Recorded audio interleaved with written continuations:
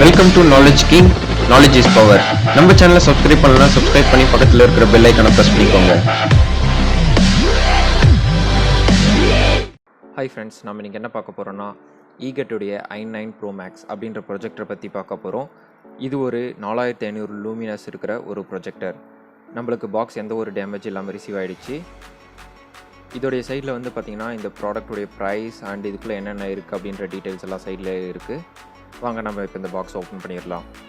அது மட்டும் இல்லாமல் இது 1080p சப்போர்ட்டும் இருக்குது அண்ட் 4K சப்போர்ட்டும் இருக்குது. இந்த ப்ராடக்ட் எந்த ஒரு டேமேஜும் ஆகாமல் இருக்கிறதுக்காக 4 சைடும் இது வந்து ஸ்பான்ஸால் கவர் பண்ணியிருக்காங்க. வாங்க இப்போ இதை நம்ம வெளியே எடுத்துடலாம்.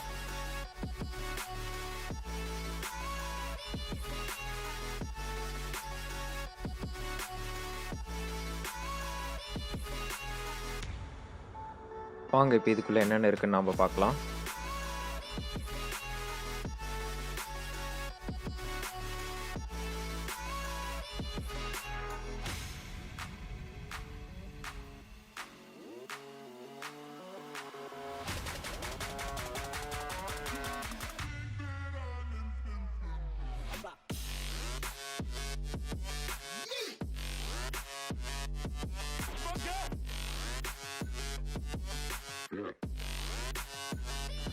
இதுக்குள்ளே வந்து பார்த்திங்கன்னா ஒரு ரிமோட் கொடுத்துருக்காங்க.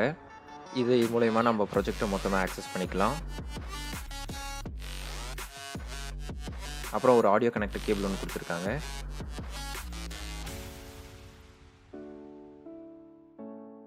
அப்புறம் வந்து பார்த்திங்கன்னா ஒரு 3 பின் வீடியோ ஆடியோ ஜாக் கனெக்டர் ஒன்று கொடுத்துருக்காங்க. ஒரு பவர் அடாப்டர் கேபிள் ஒன்று கொடுத்துருக்காங்க. அப்புறம் நம்மளுடைய மெயின் ப்ரொஜெக்டர் ஒன்று இருக்குது, அதையும் நம்ம வெளியே எடுத்துடலாம். இது மொத்தமாகவே பாலித்தீனால் கவர் பண்ணியிருக்காங்க. இதில் EGate ப்ராடக்டோடைய பற்றி டீட்டெயில்ஸ் பார்த்துக்கிறதுக்காக ஒரு QR கோடு ஒன்று கொடுத்துருக்காங்க. அப்புறமா EGate user manual with warranty card அது ஒன்று கொடுத்துருக்காங்க. இது ஒரு 2 இயர் வாரண்டி கார்டு. இதில் என்னென்ன ஃபங்க்ஷன் இருக்குன்ற மொத்த டீட்டெயிலும் இதில் இருக்குது.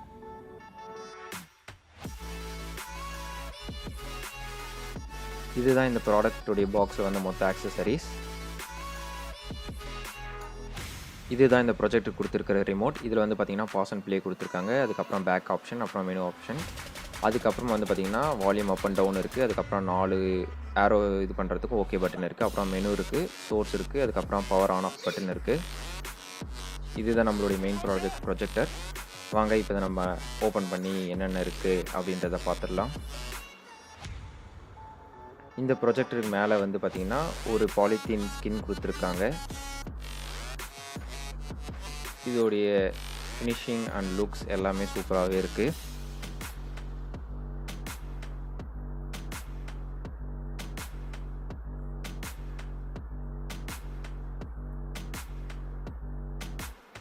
இந்த ஸ்கின்னை எடுத்துருவோம்.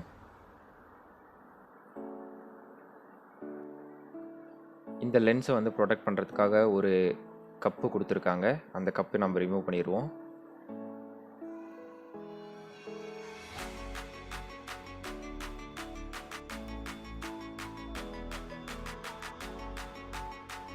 இந்த சைடில் வந்து பார்த்திங்கன்னா ஆடியோ AVI போட்டு கொடுத்துருக்காங்க. அதுக்கப்புறம் HDMI 1 போட்டு கொடுத்துருக்காங்க. அப்புறம் VGA ஒரு போட்டு கொடுத்துருக்காங்க. அதுக்கப்புறம் SD கார்டு போட்டு ஒன்று கொடுத்துருக்காங்க. அதுக்கப்புறம் வந்து பார்த்திங்கன்னா ஹீட்டை வந்து எவாக்குவேட் பண்ணுறதுக்கு ஒரு எக்ஸாஷன் ஃபேன் ஒன்று கொடுத்துருக்காங்க.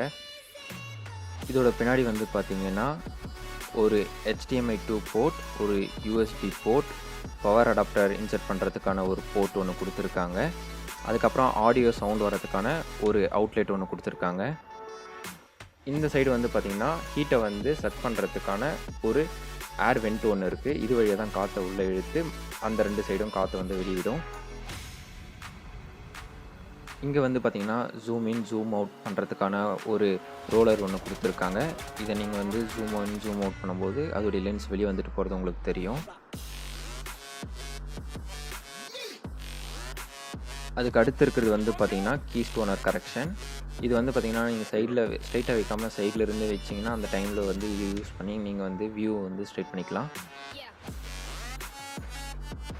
இந்த சைடு EGate அப்படின்ற உங்களுடைய சிம்பிள் கொடுத்துருக்காங்க. இங்கே ரிமோட்டில் இருந்த அதே functionality back, menu, source, power on off button, அதுக்கப்புறம் 4 சைடும் போகிறதுக்கான ஆரோ அண்ட் ஒரு ஓகே பட்டன் ஒன்று கொடுத்துருக்காங்க.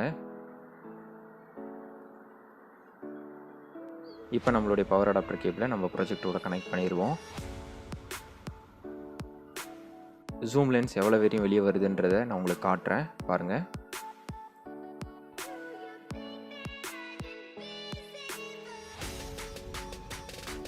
இந்த அளவுக்கு தான் வந்து பார்த்திங்கன்னா வெளியே வருது. ஒன்ஸ் நம்ம மொத்தமாகவே ஜூமிங் பண்ணும்போது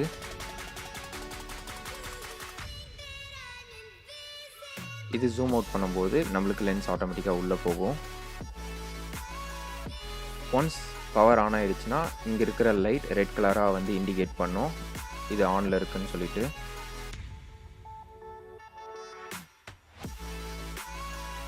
இப்போ நம்ம பவர் ஆன் பண்ணுவோம். ஒன்ஸ் நீங்கள் ஆன் பண்ணிட்டீங்கன்னா ரெட்டாக இருக்கிறது க்ரீனாக வந்து டேர்ன் ஆகிடும். நம்மளுக்கு மற்ற ப்ரொஜெக்டரில் இருக்கிற மாதிரி இல்லாமல் ஆன் பண்ண அடுத்த செகண்டே நம்மளுக்கு வந்து வியூ ஸ்டார்ட் ஆகிடுது. லென்ஸ்லேருந்து அந்த ரேஸ் வர்றது வந்து உங்களுக்கு நல்லாவே தெரியும் வெளிச்சம். ஆஃப் பண்ண அடுத்த செகண்டே ஆஃபும் ஆகிடுது. எந்த ஒரு டிலேனஸும் இல்லை. இது ஒரு 4500 லூமினஸ் உள்ள ஒரு ப்ரொஜெக்டர். உங்களுக்கே பார்த்தாவே தெரியும் எவ்வளோ ரொம்ப பிரைட்டாக இருக்குன்றது. இதை நம்ம டேரெக்டாக கண்ணால் பார்க்கக்கூடாது. ஏன்னா 4500 லூமினஸ்ன்றதால பவர் நம்மளுக்கு வந்து கண்ணுக்கு பிரச்சனை வர்றதுக்கான பாதிப்பு இருக்குது. வாங்க இப்போ இது நம்ம ஆன் பண்ணி செவுத்தில் எப்படி ப்ரொஜெக்ட் ஆகுது அப்படின்றத பற்றி பார்த்துருவோம். இது ஆன் பண்ணதும் அவங்களுடைய லோகோ வருது. அதுக்கப்புறம் நம்ம எந்த ஒரு சோர்ஸை அட்டாச் பண்ணதால் நோ சிக்னல்னு இருக்குது.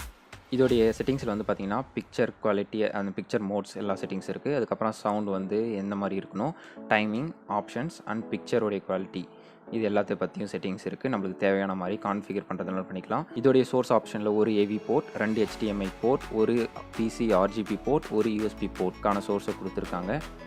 இதில் வந்து பார்த்திங்கன்னா ஒரு 3 வாட் ஹை ஃப்ரீக்வன்சி ஸ்பீக்கர் கொடுத்துருக்காங்க. ஸோ நம்மளுடைய ஸ்பீக்கர் ரொம்ப லவுடாலாம் இருக்கும்னு எக்ஸ்பெக்ட் பண்ண முடியல, ரொம்ப கம்மியாக தான் இருக்குது. ஸோ நம்மளுக்கு தகுந்த மாதிரி சவுண்டை வந்து இன்க்ரீஸ் அண்ட் டிக்ரீஸ் பண்ணிக்கலாம்.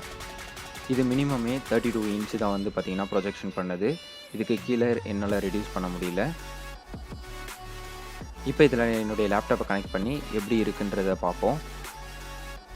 இப்போ நான் என்னுடைய HDMI வழியாக என்னுடைய லேப்டாப் இதில் நான் கனெக்ட் பண்ணியிருக்கேன். கனெக்ட் பண்ணதும் ஆட்டோமேட்டிக்காகவே வந்து உங்களுக்கு ஷோ ஆக ஆரம்பிச்சிடும். அப்படி இல்லைனா நீங்கள் சோர்ஸ் வழியாக போயிட்டு நீங்கள் ஸ்விட்ச் பண்ணுற மாதிரி இருக்கும். இதுதான் நான் சொன்ன கீ ஸ்டோனர். நீங்கள் வந்து ப்ரொஜெக்டரை ஸ்ட்ரைட்டாக வச்சிங்கன்னா உங்களுக்கு எந்த ஒரு ப்ராப்ளமும் இல்லை. பட் கொஞ்சம் ஸ்லாண்டிங்காகவோ இல்லை வந்து பார்த்திங்கன்னா சைடாகவோ வச்சிங்கன்னா அந்த டைமில் கீ ஸ்டோனரை வச்சுட்டு நீங்கள் அட்ஜஸ்ட் பண்ணிங்கன்னா உங்களுக்கு ஸ்ட்ரைட்டாக இருக்கிற மாதிரி வியூ கிடச்சிரும். ப்ரொஜெக்ட் வந்து நீங்கள் முன்னாடியோ இல்லை பின்னாடியோ இல்லை ரொம்ப டிஸ்டன்ஸில் வைக்கும்போது உங்களுடைய பிக்சர் குவாலிட்டி கரெக்டாக வர அளவுக்கு நீங்கள் வந்து zoom in zoom out use பண்ணி நீங்கள் அட்ஜஸ்ட்மெண்ட் பண்ணிக்கலாம். வாங்க இப்போ நம்ம ஒரு வீடியோ ப்ளே பண்ணி எப்படி இருக்குன்றதை பார்ப்போம்.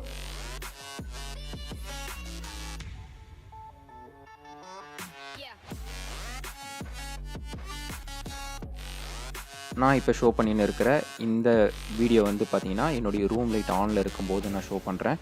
இதிலே வந்து பார்த்திங்கன்னா உங்களுக்கு எவ்வளோ கிளியராக இருக்குதுன்றது தெரியும். இப்போ நான் என்னுடைய ரூம் லைட்டை வந்து ஆஃப் பண்ணிவிட்டு ஷோ பண்ணுறேன். எவ்வளோ பிரைட்டாக இருக்குன்றதை பார்ப்போம். பார்த்தீங்களா எவ்வளோ கிளியராக, எவ்வளோ அக்யூரேட்டாக, சூப்பராக இருக்குன்றது.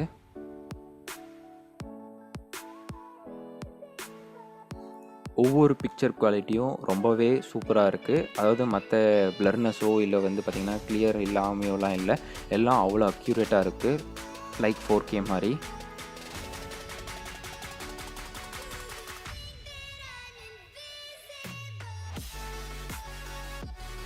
வாங்க நான் இப்போ உங்களுக்கு சைட்லேருந்தும் காமிக்கிறேன் எப்படி இருக்குன்றது. நம்ம சைடில் இருந்து பார்த்தாலும் அந்த பிக்சர் குவாலிட்டின்றது கொஞ்சம் கூட குறையில, அவ்வளோ பிரைட்டாக இருக்குது. இது ஒரு 4500 லூமினஸ் இருக்கிற ஒரு ப்ராஜெக்ட்ன்றதுனால ரொம்பவும் கிளியராகவும் இருக்குது, பிரைட்டாகவும் இருக்குது. உங்களுக்கு பிரைட்னஸ் வந்து ரொம்ப அதிகமாக இருக்குது இல்லை கம்மியாக இருக்குதுன்னு ஃபீல் ஆச்சுன்னா நீங்கள் செட்டிங்ஸ் மூலியமாகவும் நீங்கள் வந்து பிரைட்னஸ் கம்மி பண்ணிக்கலாம். உங்களுக்கு ரொம்ப நான் கிட்ட எடுத்துன்னு போயும் காட்டுறேன் பாருங்கள். அந்த ஒரு பிக்சலாக இருக்கிற மாதிரி எந்த ஒரு வியூவுமே இல்லை, அவ்வளோ ஷைனிங்காகவும் அவ்வளோ கிளியராகவும் இருக்குது பிக்சர். நான் உங்களுக்கு எல்லா சைட்லேருந்தும் காட்டுறேன்.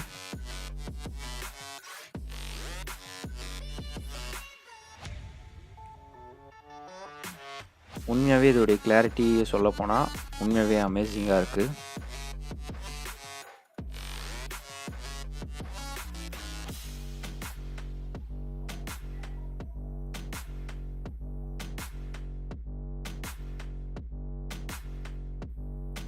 நான் வந்து இப்போ ஒரு பல்பை வச்சு லைட் ஆன் பண்ணி ப்ரொஜெக்டர் பக்கத்துல இருந்து லைட் இருந்தால் எப்படி இருக்கும் அப்படின்ற வியூ உங்களுக்கு காட்டுறேன் பாருங்கள். பட் அந்த கிளியாரிட்டின்றது வந்து சூப்பராகவே இருக்குது.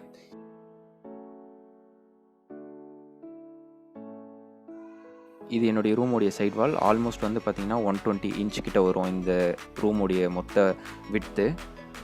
இதில் வந்து நான் உங்களுக்கு ஷோ பண்ணுறேன் பாருங்கள்.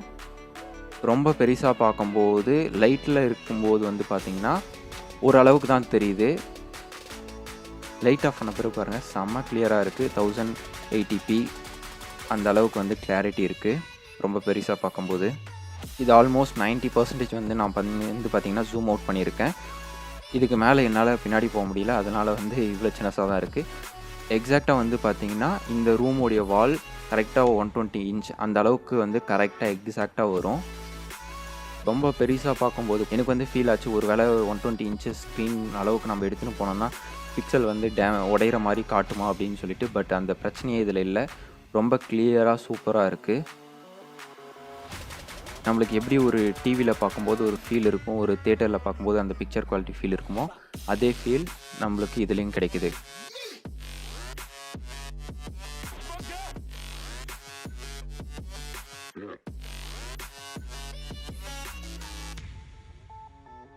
இந்த வீடியோ உங்களுக்கு பிடிச்சிருந்தா லைக் பண்ணுங்க, ஷேர் பண்ணுங்க, கீழே இருக்கிற கமெண்ட் பாக்ஸில் கமெண்ட் பண்ணுங்க.